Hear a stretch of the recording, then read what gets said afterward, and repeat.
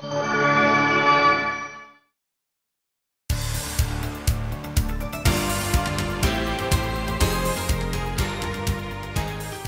시청자 여러분 반갑습니다. 미국에서 바라본 한반도 오늘 5회 시작하겠습니다.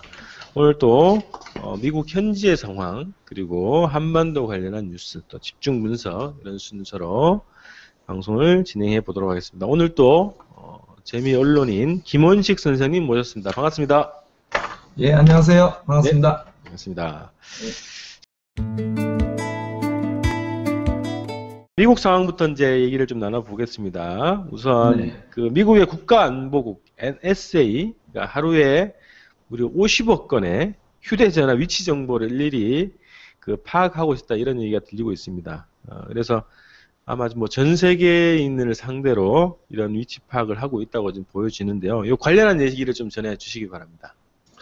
예, 제가 전에 이 방송을 통해서 여러 번 말씀드렸지만 국가안보국 그렇게 NSA, National Security Agency라는 거대 기관이 근 한 30년 이상을 뭐 40년도 넘었죠. 창설된 이래 거의 국가 1급 비밀 수준의 어떤 규모도 모르고 어떤 일을 하는지도 모르는 그런 단체인데 아시다시피 에드워드 스노든이라는 내부 직원이 기밀을 엄청난 파일을 폭로하면서 전 세계적인 파문을 일으켰습니다. 그런데 여기서 하나 우리가 굉장히 중요한 건 제가 조건 방송에서 말씀드렸지만 지금 폭로된 기밀 내용이 2%도 안 된다는 겁니다. 그래서 이 에드워드 스노든이 영국 가디언지에 먼저 줘가지고 폭로를 했고 가디언이 그 자료를 워싱턴 포스트하고 이제 파일을 줬겠죠. 공유하고 있고 또 일부는 뉴욕 타임즈가 가지고 있기 때문에 이거는 뭐 계속 앞으로 이제 폭로를 되겠죠. 왜냐하면 분석하는 데 시간이 걸리기 때문에. 그래서 앞으로도 계속 나오는 거고 미국 입장에서는 굉장히 참 괴로운 그런 문제죠.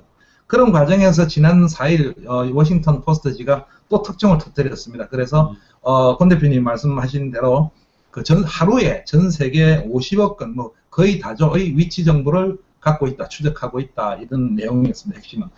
제가 한국에서 전에 말씀드렸지만 보안 전문가 활동을 했기 때문에 조금만 말씀드리면 핸드폰은 두 가지 장치 이렇게 위치 추적하는 칩이 있고 이제 핸드폰을 통화가 어디 있는지 통신 기록하는 장치가 있기 때문에 거의 실시간으로 도청이 가능하고 이걸 합법적으로 하지 않고 모든 전 세계 모든 핸드폰을 실시간으로 위치를 추적했다는 그런 내용입니다. 그래서 미국에서는 굉장히 개인 사생활이 통화 내용뿐만 아니라 그 사람이 어디에 있는지 또 한 가지는 워싱턴 포스트에도 보도를 했지만 본인도 모르는 사이에 이게 다 된다는 것입니다. 즉 문자 메시지를 전송할 수도 있고 핸드폰을 사실 핸드폰 전원을 오픈한 상태에서는 위치 추적이 전부 가능하다. 그걸 이제 워싱턴 포스트가 이번에 발표를 한 겁니다.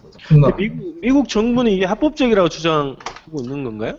근데 이게 핑계죠. 그러니까 자기네들은 이제 테러리스트 이런 게 그렇게 할 수 있는 건 합법적인데 어떤 우리나라처럼 영장을 받고 NSC가 있는 한계가 있겠죠. 그런데 50억 건이라는 거는 그 한계를 넘어선 거죠. 그래서 미국 인권단체들이 지금 소송을 대개 비난을 하고 있고 굉장히 지금 비난이 일고 있는데 미국 전체 시민들은 뭐 이러한 보도들이 뭐 계속 나오니까 좀 이렇게 만연화된 것 같아요. 그러니까 이거 뭐 쟤네들이 저 정도 했으니까 그것도 안 했겠느냐 이런 식으로. 그리고 지금 오늘은 또 조금 전에는 또 역시 또 게임까지 게임 우리가 구글 뭐 마이크로소프트 지금 우리 권 대표님 하는 이런 화상통화 구글 뭐 여러 가지 채팅 이건 다 드러났는데 게임도 전부 다 해킹을 했다, 도청을 했다고 지금 좀 전에 지금 또 특종이 또 터졌습니다. 예. 게임을 해킹해서 뭘 한다는 거죠? 누가 무슨 게임을 하는지 게임 사이트도 다 해킹을 했다고 그렇게 하는 거죠. 예. 게임도 왜냐하면 이거 인터넷을 통해서 하는 거거든요. 뭐 인터넷 게임이 요즘은 혼자 하는 게 아니라 그렇죠. 모든 게 다 뭐 리니지다 뭐 이런 모든 스타크래프트다 이런 게 게임 아닙니까? 그것까지 지금 또 오늘 좀 전에 또 폭로가 됐습니다. 예. 방금 전에. 예. 아니 그러면 이제 50억이면 전 세계 인류가 미국을 상대로 해서 소송을 벌여야 되지 않을까 싶은데요. 참 앞으로 이게 뭐 어느 정도 나갈지 사실은 이 NSC라는 그게 저번 제가 2회 방송인가에 말씀드렸지만은 거의 뭐 10조 가까운 예산을 쓰면서 어마어마한 거죠. 그리고 뭐 전 인류가 뭐 100년 이상 지금부터 100년 동안 하는 모든 정보를 저장할 수 있다고 지금 나오듯이 어마어마한 그런 행위들을 하고 있고 앞으로도 계속 할 걸로 봅니다. 예. 자, 이건 뭐 유엔에 좀 의제를 상정해가지고 미국의 네. 그런 도청행위, 정부 정당 행위에 대해서 어떤 제재를 가하거나 예, 예. 뭐 이런 조치가 필요하지 않을까 싶어요. 좋으신 지적인데, 예, 그렇게 해야지. 실질적으로 중국이 그랬으면 뭐, 그렇게 했는데, 지금 알다시피, 뭐, 미국이라는 게 뭐, 안보리 5개 우선 강대국이니까, 그냥 유야무야 넘어가는 거죠. 그리고 영국도 같은 도청 행위를 하고 있죠. 공조해서. 그게 우리가 말하는 서방 국가들이니까, 지금 그냥 인권을 대해서 무시하는 게 지금 유야무야 넘어가고 있는 거죠. 네. 예, 맞습니다. 자, 그 다음 뉴스로는요, 최근에 북에, 억류되었다가 이제 추방된 메릴 뉴먼에 대한 소식입니다. 이제 미국으로 돌아갔는데요. 네. 여기에 대해서 이제 미국 정부나 또 미국 어떤 언론의 반응, 이런 것도 좀 소개해 주십시오. 예, 지난 7일 날 한국 시간, 현지 시간으로 이제 메릴 뉴먼을 석방했습니다. 했는데, 일전에 주권방송에서 말씀드렸지만, 이분이 나이가 지금 85입니다. 85이라서 또 본인 주장에 의하면 심장병도 앓고 있고, 뭐 가족들이 약도 보냈다 해가지고, 이분의 그 유무죄를 떠나서 어떤 만약에 사망하게 된다면 북한이 상당히 이제 곤욕스러운 단계가 있어서 제가 그 고령인 이유가 굉장히 아마 석방이 되겠다 했고 또 본인이 사죄문도 섭고해서 석방을 했고 이분이 미국에 도착해서 이제 의외로 그 DPRK라는 북한 공식 용어를 쓰면서 굉장히 appreciate하다고 그렇게 감사하게 생각한다라고 하면서 했고 굉장히 뭐 어떤 음식 먹었냐 하니까 뭐 위생적이었고 뭐 북한의 전통 음식 잘 먹었다 굉장히 그 호의를 나타내고 자기 석방에 대해서 이제 굉장히 고맙다 이렇게 했습니다. 그런데 또 일부 보도는 그 다음날 이분이 저기 팔로아토라고 그 샌프란시스코 근처에 있는 저 고급 주택 단지에 사는데 이제 현지 언론이 가서 또 아침에 인터뷰를 하니까 이제 그 사죄문은 자기가 쓴 게 아니다 이렇게 보도를 해서 근데 그 내용에는 자기가 쓴 건 아니다 했지 거기에 어떤 그런 내용 전체를 자기가 부정하거나 나는 그런 행위를 한 게 없고 일방적인 어떤 조작이나 이런 단어는 한 건 아닙니다. 단지 이제 내가 쓰지는 않았, 직접 쓰지는 않았다. 작성 자체를 자기 하지 않았다 이런 얘기를 한 거죠? 예, 시장을 찍었다 이거죠. 예, 그렇게 했는데 모르겠습니다. 이제 뭐 또 이제 어떤 또 발언을 이어갈지는 모르겠는데 일단 그까지 나온 거고. 미국은 이제 지금 이제 일단 뭐 이렇게 석방한 거에 대해서는 기뻐한다. 굉장히 좋게 생각한 데서 지금 있는 이제 케네스 한국면 배준호 씨 1년 넘게도 즉각 석방하기를 바란다 이랬는데 한 가지 특이사항은 주권방송을 통해서 처음 말씀드리지만 그렇게 미국이 성명서를 내놓으면서 특별 사면을 해주기를 바란다 이렇게 했어요. 스페셜 특별 사면을. 그러니까 이제 케네스 배가 무단을 하고 있다고 많이 주장을 했는데 일종의 죄를 인정하는 죄는 있다 하더라도 그 북한 체제가 특별 사면을 통해서 스페셜하게 좀 검는 내에 빠르게 석방하기를 그렇게 요구한다 좀 부탁적으로 이렇게 이제 하나의 좀 특이한 상황이었습니다. 지금 그렇게 그럼 이전에 미국 정부에서는 케네스 베이에 대한 어떤 혐의에 대해서 인정하지 않았던 건가요? 그렇죠. 그런 적은 공식적으로 인정하지도 않았고 그냥 억류 상태다. 북한이 일방적으로 억류하고 있다. 이런 상태인데 지금도 공식적으로 인정하지 않는 건데 그런 용어를 이제 특별 사면을 통해서라는 걸 써가지고 조금 의아했습니다. 의아했는데 뭐 북한 입장에 근데 이 케이스는 제가 전에 주권방송에서 말씀드렸지만은 같은 케이스라 할지라도 그 북한 입장에서는 그 말이 인도주의적인 차원에서 석방을 한 거고 65이기 때문에 그런데 케네스 베이 사건은 또 별도의 사건이기 때문에 북한 입장에서는 같이 하는 건 아닌데 이제 미국은 같이 이렇게 좀 석방을 해달라는 거고 차후에 이제 북미 관계나 이런 관계에서 석방의 여진이 있겠지만 당장 지금 북한이 석방하고 그러한 단계는 아직 아니라고 현실적으로는 그렇습니다. 네. 한반도 지금 주요 이제 뉴스 중에 가장 뜨거운 거는 북한의 장성택 전 부위원장의 숙청이라고 그러죠. 이런 뉴스인데요. 이 관련해서 얘기를 좀 나눠보도록 하겠습니다. 네. 자, 어제 8일이죠. 8일 이제 일요일 날 조선노동당 정치국 전원회의 확대회의를 개최해서 장성택에 대한 해임과 제명을 이제 공식 발표를 했습니다. 그래서 우선 이 발표 내용에 대해서 어떻게 또 분석을 할지 또 어떤 의미가 있는지 좀 말씀을 해주십시오. 예, 일부 이제 한국이 이제 국정원에서 상당히 의도적으로 이 사건에 대한 정보를 먼저 터뜨렸고 한국에서 굉장히 일부 외신도 그렇고 많은 보도가 됐는데 북한이 의외로 제가 기사에서 썼지만 8일은 일요일입니다. 일요일 조선노동당 조성노동당 중앙위원회가 사실은 노동당의 실질적 권한 기관입니다. 헌법적으로 듣고 현실적으로 북한의 노동당 중앙위원회 가장 기본 기관이고 거기에 정치국 회의가 모든 걸 주관하고 정치국 중앙위원회 정치국 회의에서 이제 기본 회의가 있고 이번에 열리는 확대 회의라는 것은 각 도당의 비서들 여러 가지 참석하는 그런 기구고 여기에서는 뭐 아시다시피 저번에 그 이영호 그 총참모장을 해임한다든지 네. 중요한 중요한 결정을 내릴 때인 거고 의외로 8일날 일요일이죠 개최를 해가지고 그 저 장성택 부위원장 참석했어요. 그 해가지고 한 뭐 굉장한 시간을 했겠죠. 해서 이제 그렇게 제명. 그런데 이제 분명한 거는 일단 직위 해제, 제명, 탈당, 그다음에 칭호 사용 금지를 해서 체포되는 장면까지 이제 나갔던 거고 한 가지 의외 사실은 저는 간단히 보도할 줄 알았는데 의외로 뭐 연합뉴스가 글자 수까지 세어본 모양인데 보도문이 3,000자가 넘고 조선중앙통신에서 오후 3시 한 20분에 저도 나중에 이제 관련 자료를 미국이기 때문에 봤지만 11분에 걸쳐가지고 집중 보도를 하는 그 장문의 보도를 해서 장성택 씨를 제명하게 제거하게 된 원인을 집중 이제 공식화 시켰던 겁니다. 그래서 하나 제 의견으로는 김정일 국방위원회 2주기를 앞두고 빨리 이렇게 정리를 하려는 그런 거였고 한국의 일부 보도와는 전혀 달리 아주 단계별로 장성택의 제거에 대한 어떤 그 범죄 행위나 이런 걸 준비해왔고 그걸 기반으로 해서 8일날 정치국 전체 확대를 내려가지고 제명을 결정을 했고 그래서 아마 일부 그 한국의 전문가들도 얘기하지만 아마 발언기에도 준 것 같아요. 이제 어떤 자아 비판.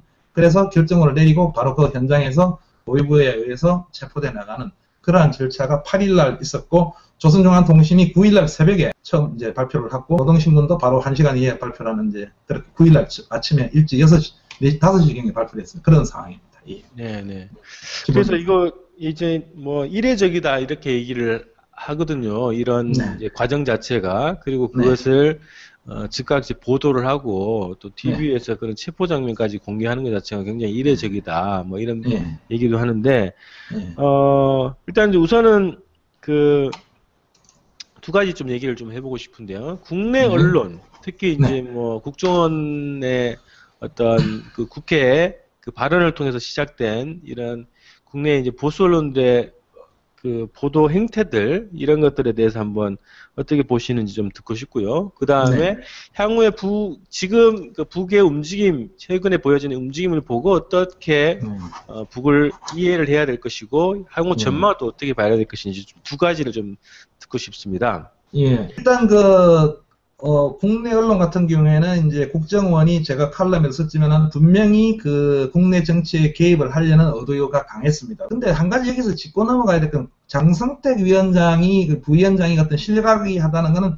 이미 수차례 나온 얘기입니다. 저도 칼럼에 썼지만 저도 3월 달에 국내 신문에 보도는 안 됐지만은 기사가 되지 않았기 때문에 이 장성택 씨 사라졌다. 실각설이 있다고 이미 3월 달에 저도 기사를 쓴 일이 있고 북한에 대해서 조금만 관심을 가진 사람은 장성택이 밀려나고 있다는 것을 알 수가 있는 상황이었습니다. 그런데 국가정보원이 한 가지 이거는 국가정보원 자체가 정보원의 그 어떤 뭐랄까 그런 기능을 자기 스스로 저버린 겁니다. 왜냐하면 국가정보원이 내부적인 첩보망이 있길 그런 걸 알고 있었다면 미국이나 여타 러시아 같은 건 절대 발표를 안 합니다. 할 리가 왜냐하면 지켜볼 거 아닙니까? 그리고 어떻게 행동하는 걸 지켜보고 대단 국가 1급 비밀이기 때문에 안 하는데 그냥 이걸 터뜨려 가지고 국내 정치에 활용하게 되고 거기부터 8일까지는 9일까지는 그냥 온탕 그냥 장성택에 관한 북한에 관한 걸 다 쓰게 되는데 그렇다고 해서 북한이 뭐 한국에서 이제 자꾸 보수 언론들이나 보수 정권이 이용해 먹기 때문에 빨리 발표를 한 건 아니고 그렇게 이제 불러갔던 것입니다. 그 과정에서 오늘 현재까지도 제가 좀 전에도 지금 하나 칼럼을 또 보냈는데 그 굉장히 그 소설 같은 기사들 첫 번째 일이 많이 등장을 한 거고 그 원인은 제가 말씀드린 첫 번째 이렇습니다. 보수 언론들은 핵심은 지금 MBC, KBS, SBS까지 마찬가지고 조선중앙, 동아 모든 신문들을 본 국민들은 이거 북한이 지금 난리가 났구나. 굉장히 대혼란이다. 이래서 어제만 하더라도 조선일보는 뭐 장성택 씨가 뭐 5일날 이미 처형됐다. 동아일보는 처형설이 가장 많이 나왔죠. 예, 국경에서 장성택을 추종하는 500명이 탈북을 했다. 중국으로 갔다. 그 다음에 뭐 내부 간의 총격전이 있었다. 지금 아주 뭐 삼국지 전쟁 영화 쓰듯이 그냥 이렇게 쓰고 있는데 그럼 한국 입장에서 보면은 이거 북한이 그냥 굉장히 혼란이 됐구나. 이거 뭐 난리가 나는구나. 뭐 이렇게 썼는데 이거는 뭐냐 그렇게 불안을 조성한다는 건 두 번째 불안을 조성해서 남북관계 갈등을 긴장시키고 즉 남북관계의 어떤 갈등을 진행시키는 굉장히 철두철미한 의도에서 나오는 그러한 보수 언론의 태도들입니다. 네. 그런 과정에서 국민들은 눈이 북한으로 가기 때문에 한국 그 여러 가지 거기에는 적응을 안 하는 즉 예를 들어서 어제 같은 경우에는 그 국정원 뭐 직원이 뭐 물론 또 뭐 행설수설하고 있지만 우리가 지시를 받았다. 뭐 이런 기사들이 하나도 보도가 안 되는.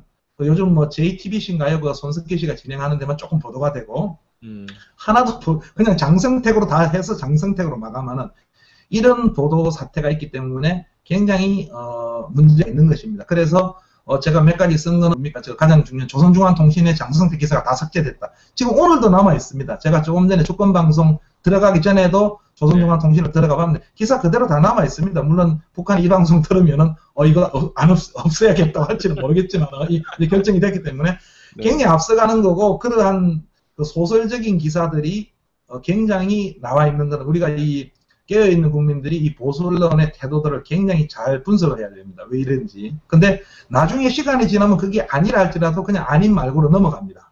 아닌 말고 넘어가고 또 국정원은 뭐 봐라 뭐 장성택이 실각되지 않았느냐 우리는 거짓 정보를 하지 않았다 이렇게 넘어갈 수 있지만 오늘도 그렇게 주장하지만 그렇지 않습니다. 국가정보는 국가정보기관이 나서가지고 타국, 특히 적국, 뭐 국가정보는 좀 자꾸 적국을 보기 때문에 그러한 정보를 공개한다는 자체가 전 세계 국가 그 정보사 인텔리전스 에이전시에 있을 수가 없는 일입니다. 뭐 국내 정치용으로 하는 겁니다. 남북 정상 대화록도 공개를 해버리는 그 조직이라 국정원이 그렇습니다. 그래서 보수 언론들의 형태가 굉장히 그냥 남북 갈등을 유발하는 그러한 기사들만 지금 굉장히 확인할 수가 없어요. 여기에 대해서는 비판을 할 수가 없어요. 왜냐하면 북한 대북 정보 소식통이 그랬다고 그냥 하고 쓰고 끝이기 때문에 할 수가 없고 일부 가짜에 확인할 수 있는 것만 제가 이제 그런 이거 아니다는 비판 기사들을 이제 올리고 있는 겁니다. 아주 그냥 나몰라라식의 어떤 그러한 보도입니다. 네. 자, 그러면 이제 북을 좀 잘 이해를 해야 될 텐데요. 북은 그렇죠. 어떤 사회, 어떤 시스템을 굴러가는 거고, 그래서 네. 북을 또 어떻게 봐야 되고, 지금 현재 이런 그 상황을 비추어 봤을 때 북을 어떻게 볼 수 있고, 또 어떻게 봐야 하고, 또 앞으로 어떻게 갈 것인지 또 전망하시는지 얘기를 좀 들어보고 싶습니다. 예, 그렇습니다. 제가 한국 언론의 국제관계를 쓰게 되는 가장 그 이유도 이제 바로 보자 반쪽 시각을 보게자고 이제 제가 칼럼 제목이 그렇지만은 북한에 대해서 올바르게 이해한다는 것은 사실은 종북도 아니고 북한에 대해서 올바르게 이해하는 것은 바로 우리나라의 국가 안보를 위해서도 바람직한 겁니다. 그리고 장기적으로 통일로 가고 우리 남북 기간의 갈등을 해소하는 건 북한에 대한 올바른 이해부터 출발합니다. 종북이 아니라. 근데 북한은 우리와는 다른 사회입니다. 첫째 상호 인정이라는 건 뭐냐면 북한은 우리가 좋든 싫든 100년 가까이 김일성 주체사상, 김일성 중심주의로 이끌어온 나라입니다. 그거는 우리가 인정하고 안 하고의 문제가 아닙니다. 그게 가장 1번은 김일성 주체사상이고 그걸 뒷받침해주는 건 조선노동당이라는 기구입니다. 그래서 거기에서 이게 체계적으로 흘러가고 있는 기구입니다. 그런데 우리가 볼 때는 저 개인적으로도 물론 세습이죠. 이게 김일성, 김정일, 김정은 제일비서까지 세습이지만 북한 내부적으로는 굉장히 이번에 장성택의 어떤 제거만 하더라도 그냥 김정은이 뭐 결정해버리면 끝이고 뭐 총격전 있고 또 전부 그냥 보수 언론은 쓰는데 북한 내부는 그렇지 않습니다. 뭐 일부에는 뭐 최용해가 지금 실권을 잡았다, 박봉주 내각 총리가 부상을 했다 쓰는데 전혀 그렇지 않습니다. 그런 게 아니라 북한 내부의 노동당 체계에서 굉장히 나름대로 체계적으로 돌아가는 거고 그 중에 물론 최고의 결정 권자는 지금 현재 김정은 제일비서고 거기에 이제 또 묻혀있지만 나름대로 체계를 가져가는 그러한 거고 저는 이제 비판할 때는 신정체제다. 시아크리시 신정주의라고 하지만은 북한은 일단 그러한 국가입니다. 그래서 북한이 흔들리지 않는 거는 그러한 국가에서 있는 국가이기 때문에 절대 흔들리지 않고 의외로 김정일 국방위기 사후 2년 안에 김정은 저도 상당히 힘들 거라고 봤는데 의외로 상당히 공고화되고 있고 이 장성택의 어떤 실각 사태가 김정은 체제가 다시 공고하게 되는데 어떤 하나의 또 도화선이 의외로 될 수 있는 그러한 사태고 이렇게 북한을 현실적으로 바라봐야 되고 북한은 뭐 오늘 노동신문이 좀 전에 뭐 보도를 했지만은 주민들이 굉장히 격앙됐고 이제 공식 발표를 했기 때문에 뭐 장성택을 뭐 용광로로 보내라 그냥 뭐 이렇게 했는데 그렇게 하지 있지만 북한 전체에서 놓고 볼 때는 외신들한테 굉장히 지금 조용한 상태고 내부적으로는 이제 뭐 여러 가지 뭐 그 마식령 그 경기장 뭐 마식령 속다라고 하는 것과는 건설 위주로 지금 굉장히 가고 있고 지금 현재 부평양에서는 건설 일꾼들이 모여가지고 대학 섭외를 합니다. 16일까지 나름대로는 경제 위주로 해가지고 흘러가고 있는 그런 단계입니다. 오히려 북한은 조용한데 우리나라가 장성택 실각 가지고 지금 엉망진창 난립니다. 제가 미국에서 볼 때는 그렇습니다. 북한은 별로 감출하는 의도도 없고 그런 거 없어요. 그냥 자기들 절차대로 나가는 겁니다. 북한에 대해서 올바른 이해가 필요한 겁니다. 그렇죠. 그리고 뭐 제2인자라고 그 계속 그 이렇게 부추겨 준 것도 또 한국 언론인 것 같거든요.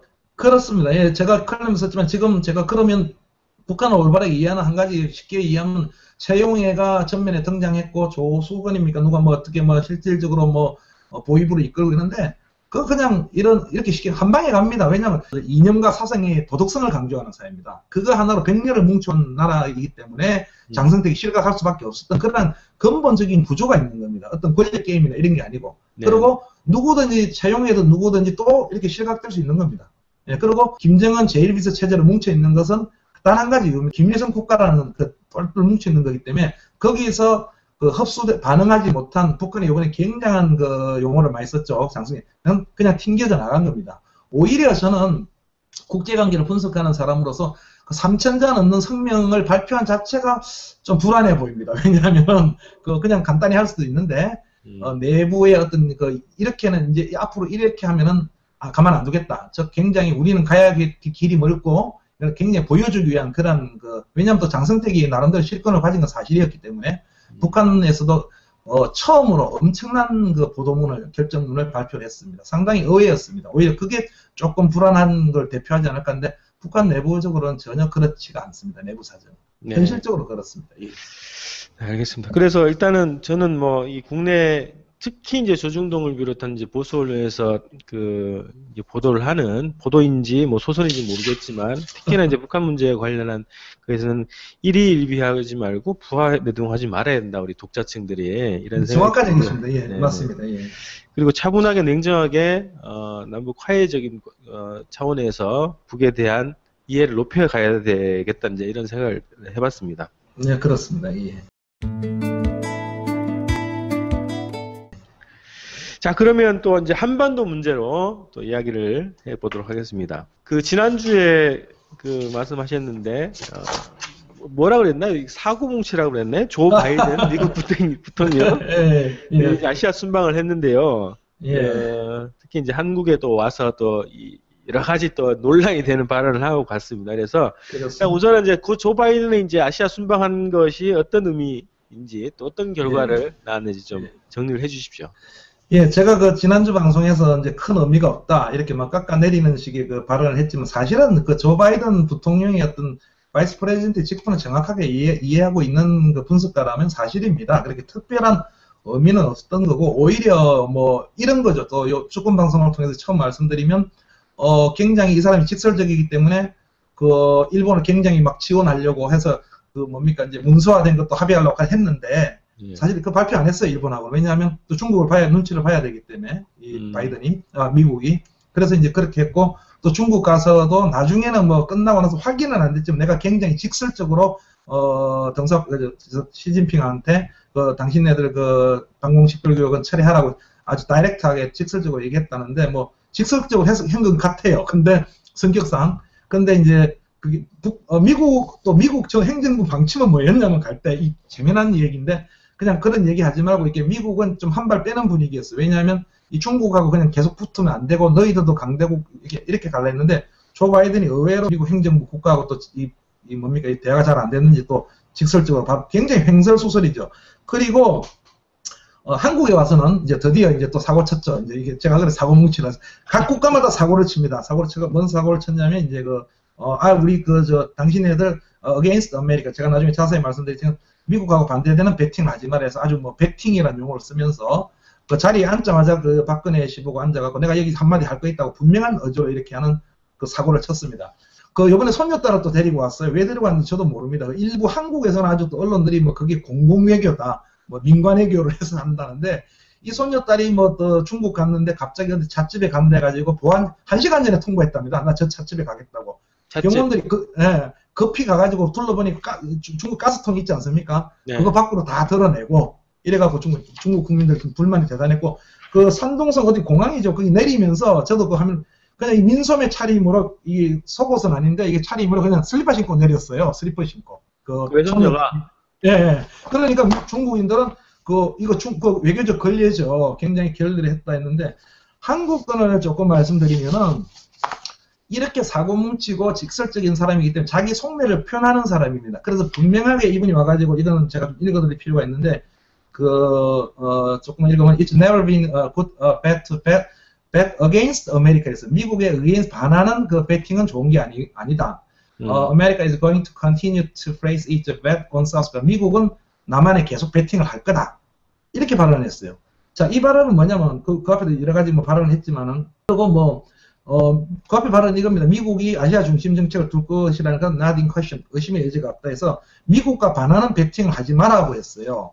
그럼 뭐냐면 미국과 반하는 배팅이 뭡니까? 한국이 북한하고 하거나 중국하고 하는 거 아닙니까? 그렇죠. 지금 북한한테 하기는 말은 중국한테 배팅을 하지 말라고 분명한 발언했어요. 근데 꼭 큰 실수를 하면은 한국 언론들은 외교부나 뭐 연합뉴스만 주미 대사관한테 질의를 해요. 그러니까 주한미 대사관이 발언 실수하자마자 그런 의미는 아니고 그 국제 간의 관계를 강조하는 의미였다고 그냥 아주 하고 외교부가 장황한 또 설명을 합니다. 이게 국회. 그래서 그 다음에 재밌는 거는 윤 장관이, 윤병세 외교장관이 그 다음날 또 국회에 와서 통역 실수다. 통역 실수라서 이건 아니다까지 아주 그냥 아주 잘못된 발언을 하는데 이거 통역 실수가 아니죠. 통역 실수가 아니고 그렇게 실질적으로 발언을 한 건데 한국 정부가 왜 나서가지고 미국 국무부도 아닌데 이 사람 발언을 그렇게 부랴부랴 해명을 하느냐고 제가 비판 칼럼을 쓴 거고 그뿐이 아니에요. 그리고 그렇게 발언하고 나서 연세대학교 가갖고도 정확한 발언을 했습니다. 왜냐하면 나는 중국 가서도 시진핑 주석한테 직설적으로 하지 말라고 했고 우리나라는 미국은 불만 하나 없이 수십억 달러를 한국에 퍼붓고 있다. 이렇게 써고 있다. 이렇게 막 발언을 하고 다니는 사람이에요. 그래서 미국 행정부에서 사실 골치가 아파요. 조 바이든이 어디 가면은 사실은 아는 사람들은 굉장히 사고뭉치인데 한국에 와서는 직설적인 속마음을 얘기했는데 한국 외교부가 여기에 대해서 이제 자꾸 막아서는 그런 아주 웃지 못할 아주 사례가 있었습니다. 그걸 제가 이제 칼럼을 하나. 그 배팅이라는 것이 어떤 모험이라든가 이런 뜻인가요? 아니죠. 그런 투자죠, 투자. 쉽게 말하면 배팅 그대로입니다. 그러니까 밀어주는 거죠. 손잡지 마라 이거죠. 사실 이게 조금만 말씀드리면 제가 말씀드린 우리나라가 지금 보수 정권이 들어서 가지고 지금 엉망으로 가고 있는데 제가 정확하게 말씀드리면 민주주의적인 정권이고 국가의 안보를 걱정하는 정권이면 굉장히 좋은 찬스이기도 합니다. 이 중국이 치고 나오는 이 동북아 사태가 남한 입장에서는 굉장히 중국과 손을 잡으면서 미국과도 화해를 할 수 있고 미국을 끌어당기고 중국이 지금 키를 쥐고 있는데 남북한 간에 굉장히 합의를 해가지고 여러 가지 경제활동을 지금 할 수 있는 굉장히 좋은 기회를 지금 잡고 있어요. 근데 보수 정권이 전혀 안 하고 있습니다. 그렇죠. 지금 전혀 안 하고 이렇게 거꾸로 가고 있는 거예요. 거꾸로 가고 있어서 굉장히 안타까운 사실 미국에서 볼 때는 그런 입장입니다. 선생님 그 바이든의 발언에 대해서 한 가지만 더 궁금한 게 이 배팅이라는 이 단어가 외교 관계에서 쓰이는 단어인가요? 내부적으로 제가 칼럼을 썼지만 이러한 발언 그러니까 사적으로는 배팅 용어 이런 거 많이 쓰죠. 그러나 공식 발언에서 일국의 대통령한테 야 너가 미국에 반하는 배팅 하지 마. 그리고 앉으면서 이거는 굉장히 무례한 발언이죠. 근데 사실은 속내를 밝히는 건데 굉장히 무례한 발언인데 사실은 그런데 이제 한국 외교부가 나서가지고 이제 그것도 그런 뜻 아니라고 아니죠. 국무부가 사실은 발언에 실수가 있었다면 유감으로 표명한다. 이렇게 해야 하는 게 정상이죠. 근데 국무부에 그런 표현도 안 하고 슬쩍 한국 외교부가 다 정리해주고 있어요. 이게 차에서 뿌린 쓰레기를 제가 똥이라는 표현 안 쓰겠지만 방송이니까 쓰레기를 지금 다 치워주고 있는 그러한 웃지 못할 하나의 에피소드입니다. 바이든이 의자에 앉아서 발언을 하고 박근혜 씨가 서가지고 그 얘기를 경청하는 모습 자체가 지금 한미 관계의 현황을 보여주는 또 사진인 것 같더라고요. 자, 그 다음에 일본 문제로 좀 얘기를 더 해보도록 하겠습니다. 일본의 지금 특정 비밀보호법이 이제 통과됐다고 하고요. 그것이 이제 군사 대국화로 나서는 징표가 된다 이런 얘기가 있습니다. 그래서 여기에 대한 미국의 입장 그리고 외신들의 보도, 반응 이런 것 좀 전응을 해주시죠. 예, 저희가 이제 축구 방송을 진행하면서 제가 여러 번 말씀드리지만 이 동북아 정세, 한반도 정세에서 가장 중요한 건 지금 두 가지 흐름입니다. 중국이 저번 시간에 쉽게 말씀을 제가 올렸지만은 이제 미국을 가만두지 않겠다. 가만두지 않겠다는 것은 중국이 미국을 공격하겠다는 게 아니고 그동안에 이제 너희들이 이제 미국이 이제 자꾸 그 아시아로 치고 오고 한반도로 강한 정책을 이제 우리는 막아쓰겠다.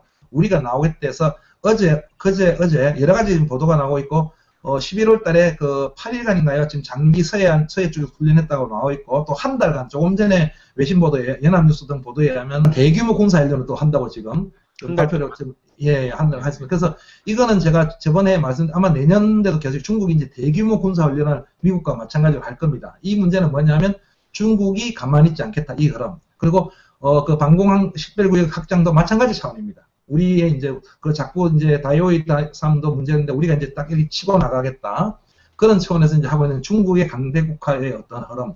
그 다음에 또 한 가지 흐름이 우리가 주의 깊게 예의주셔야 되는 게 바로 아베 정권입니다. 네. 요 교묘한 상황을 이용해 가지고 일본의 아베 보수 우익인 아베 정권이 이제 군사 대국화 길로 슬슬 나가려는 겁니다. 왜냐하면 미국이 이제 중국이 치고 나오니까 이거 문제가 있거든요. 그리고 돈의 문제도 있고 여러 가지 문제가 있기 때문에 일본을 이제 활용해서 일본과 손을 잡아서 이제 역으로 밀고 올라가야 되기 때문에 그래서 이제 일본의 군사 대국화도 지지하고 있고 그렇게 이제 나가는 그러한 동북아 정세고 그 와중에 이제 일본이 NSC라는 국가안보 회의를 만들었고 그 다음에 가장 실무적인 이제 문제가 되는 이 특정비밀보호법이라는 걸 통과시켰어요. 신발 던지고 야당이나 뭐 민주단체, 그 다음에 인권단체, 대단체가 다 반대를 했지만은 그냥 날치기 형태로 다 통과시켰는데 이건 핵심적으로 뭐냐 하면은 이제 아주 애매한 그 조항을 달아가지고 아베 정권이나 기관이 마음만 먹으면은 야 이거 국가 비밀이야 이러면 손도 못 대게 하는. 근데 여기 문제가 하나 있는 게 뭐냐면 저널리스트들이 어떤 특정 보도를 하려고 해도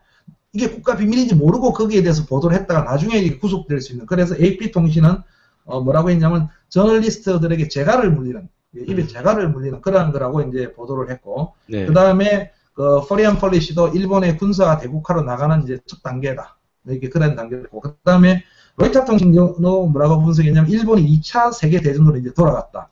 2차 세계대전의 우익 그 상태로 돌아갔다. 이렇게 보도를 하고 있고 또 여러 가지 그 전문가들도 뭐라 했냐면 그 미국이 암묵적으로 지지하고 있다. 미국을 등에 업고 일본이 이제 우경화로 나가고 있고 여러 가지 장치들, 아까 말씀드린 NSC 개설하고 이러한 법률 만들고 강력한 법률 만들고 군사 대국화의 길을 명백하게 나가고 있다. 현실적으로 아주 중요한 상황입니다. 여기 한반도 문제 마지막으로요. 그 박근혜 정부가 최근에 선포를 했습니다. 카디즈 한국의 방공식별구역 이걸 좀 확대한다고 발표를 했는데요.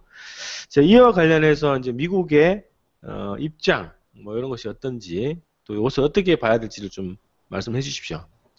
예, 제가 아까 앞서 말씀드렸지만 이 동북아 정세를 한국이 만약에 민주적인 정권이라면 참 이용할 어떤 필요가 있다. 중국이 치고 나오고 또 우리가 중국하고도 손을 잡아야 되고 또 미국도 활용하면서 일본의 군사 대국화를 막고 남북한의 어떤 그런 경제 협력을 통해서 할 수 있다는데 박근혜 정권이 좀 신중하지 못하는 그런 여러 가지 이제 역작용으로 갑니다. 그래서 이게 이제 내부적으로 언론 플레이를 하면서 뭐 국가 이익을 위해서 우리 국가 이익을 했다는데 동북아 정세 전체적으로 보면 그렇지 않습니다. 전문가들은 이제 한국이 선포하게 되면 중국하고 갈등 관계를 빚는 거거든요. 어차피 그렇게 되니까 이제 미국 편을 들겠다고 선언한 거다고까지 분석하는 사람들도 있고 미국은 한국을 그렇게 지지한 건 아닙니다. 처음에는. 근데 아주 미국도 델리케이트 아주 미묘한 입장이죠. 또 지지해버리면은 중국하고 충돌이 되니까 오히려 공식적인 발언은 그런 형태인데 존중한다 이런 표현인데 한국이 치고 나오니까 한 발 그냥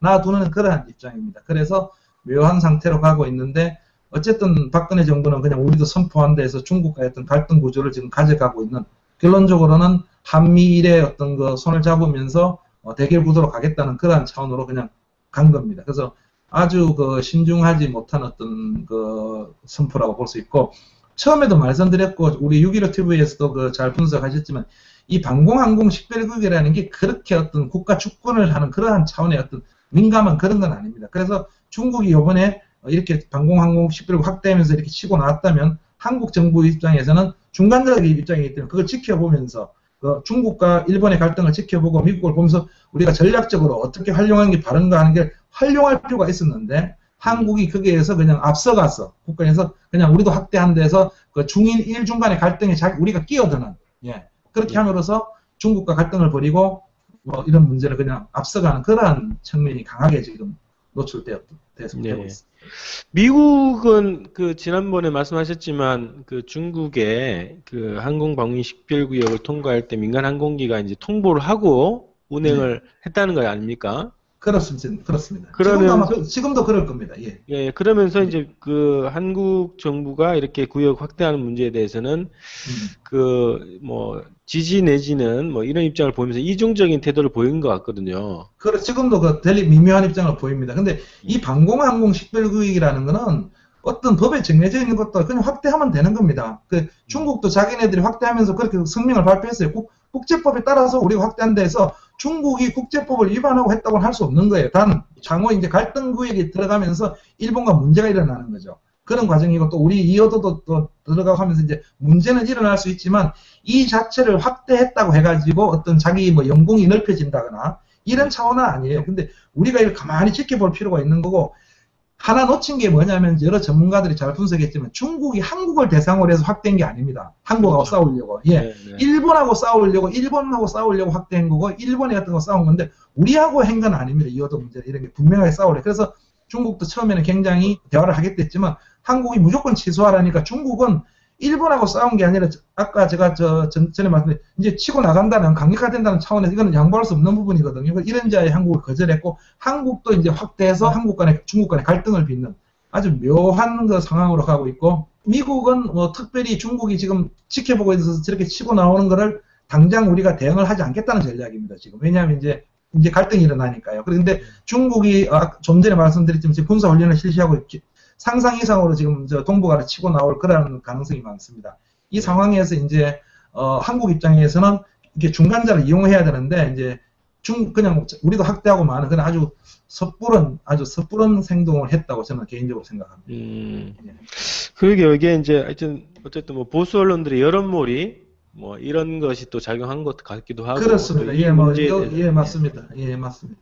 이런 문제에 대해서 이정적으로 또 국가 그 이익을 지키는 전략적 차원에서 판단하기보다는 어떤 이제 뭐 미국이나 일본의 눈치 보기 그리고 근데 여론의 뭐 향배를 보고 좀 판단했던 그런 움직임이 있었던 것 같습니다. 그래서 그렇습니다. 예. 이게 그러니까 지난번에도 말씀 나눴지만 어쨌든 지금 이 동북아에서 굉장히 이제 전쟁 위기가 높아가고 있는 뭐 이런 상황이고 중일 간의 뭐 전쟁 위기 이런 것도 이제 교전 발생 가능성도 있는 조건에서 오히려 이 분쟁에 한국 정부가 더 뛰어드는 방식으로 움직인 것이 아닐까 이렇게 싶기도 하거든요. 예, 정확한 표현 분석이시고 제가 우려하는 것도 바로 그 부분입니다. 이걸 굳이 그 방공항공 구역 식별을 가지고 이호도 문제를 넣으면서 초창기에는 정부 반응도 그랬고 우리 이호도까지 할 필요가 없다고 이래 가다가 그 보수 언론이 막 이렇게 하고 하면서 갑자기 그 구역을 확대하겠다 하고 또 미국이 약간 초창기 반대하니까 당정회의도 연기하고 했다가 또 보수 언론이 하니까 또 그냥 이렇게 설정하고 마는 그래서 우리가 놓치고 있는 거는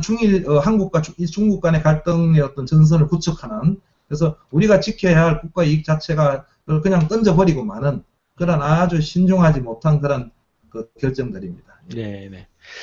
자 이렇게 해서 오늘 또 그 미국에서 바라본 한반도 오늘 5회를 여기까지 해서 마무리하고요. 또 다음 주에 뵙도록 하겠습니다. 선생님 고맙습니다. 예, 감사합니다. 안녕히 계세요. 예.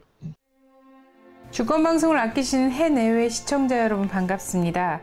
주권방송이 평화통일과 주권회복을 위한 진보 언론의 사명을 안고 출범한 지 3년이 다 되어갑니다.